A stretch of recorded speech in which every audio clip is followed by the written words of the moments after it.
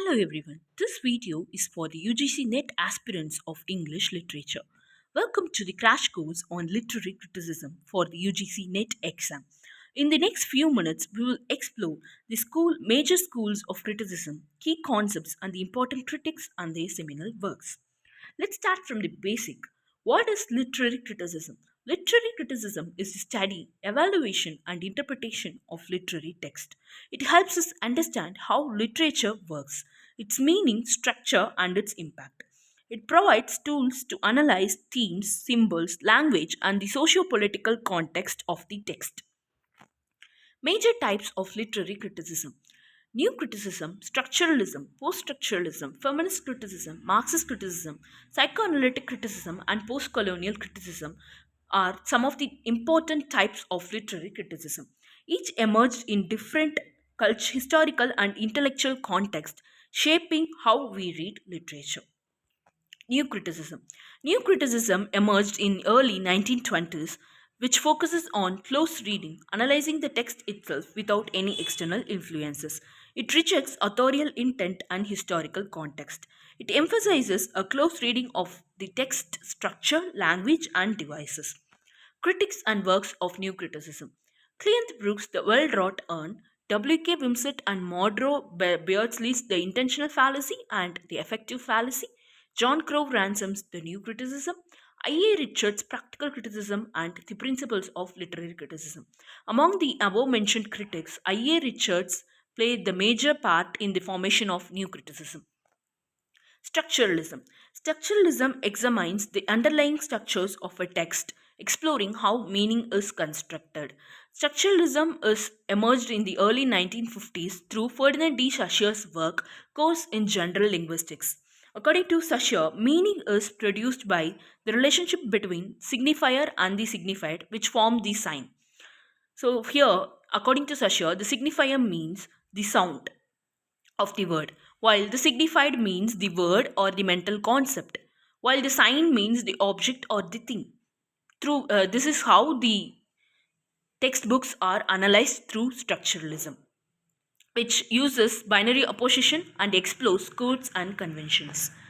Critics and works of structuralism. Ferdinand de Saussure's Course in General Linguistics that formed the base of structuralism, Claude Levi-Strauss' Structural Anthropology, and Roman Jacobson's Linguistics and Poetics. Post-structuralism, which emerged in early 1960s, that challenges the traditional notions of meaning and structure, emphasizing ambiguity and complexity. Post-structuralism, especially Derrida's concept of deconstruction that argues language is unstable, while meaning is always deferred, never absolute. Critics and works of post-structuralism. Jacques Derrida's of grammatology, through which the concept deconstruction is emerged. Michael Foucault's The Order of Things, What is an Author? And Roland Barthes' The Death of the Author. Feminist criticism. Feminist criticism emerged in the early 1970s, which analyzes the text through a feminist lens, exploring gender roles, power dynamics, and representation. It examines how literature reflects or challenges patriarchal values and gender norms. Critics and works of feminist criticism. Elaine Showalter's A Literature of Their Own, through which the gynocriticism concept is emerged. Sandra Gilbert and Susan Gubas, The Mad Women in the Attic. Simon de Beauvoir's The Second Sex, which plays the major part in the development of feminist criticism. Julia Kristeva's The Revolution in Poetic Language, and Judith Butler's Gender Trouble. Marxist criticism. Marxist criticism emerged in the early 19th century, which examines the text in the context of economic and social systems, highlighting class struggle and power relations. It sees literature as a product of class conflict and ideological forces, which questions who holds power and how that power is maintained. Critics and works of Marxist criticism. Karl Marx and Friedrich Engels' The Communist Manifesto, George Lucas' History and Class Consciousness, Antonio Gramsci's Prison Notebooks, through which the concept hegemony is emerged, Raymond Williams' Culture and Society, and Terry Eagleton's Marxism and Literary Criticism. Among the above mentioned critics, Karl Marx is the one who played the major role in the formation of Marxist criticism, under whose name this criticism is named. Psychoanalytic criticism. Psychoanalytic criticism applies psychological theories to text, exploring characters, motivations, and subconscious desire. This approach applies Freudian and Lacanian psychology to literature, focusing on conflicts, repression, and the symbolic meaning of actions.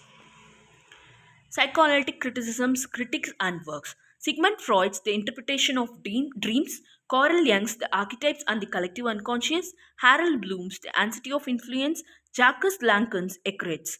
Among these critics, Sigmund Freud is the one who formed the base for psychoanalytic criticism, while Carl Jung's concept of archetypes and collective unconscious is completely contrast to Sigmund Freud's concept of psychoanalysis.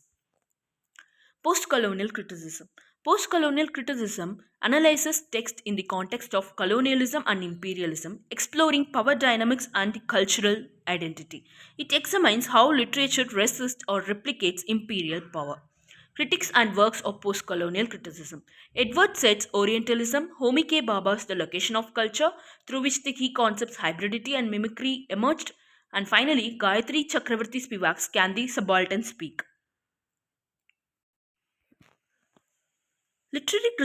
Criticism isn't about memorizing dates or names. It's about learning to read deeply, to think critically, and to ask better questions. Each theory gives you new eyes to see literature and the world. So keep questioning, keep exploring, keep analyzing, and let your curiosity lead the way. Thank you for listening to this crash course, and all the best for your future.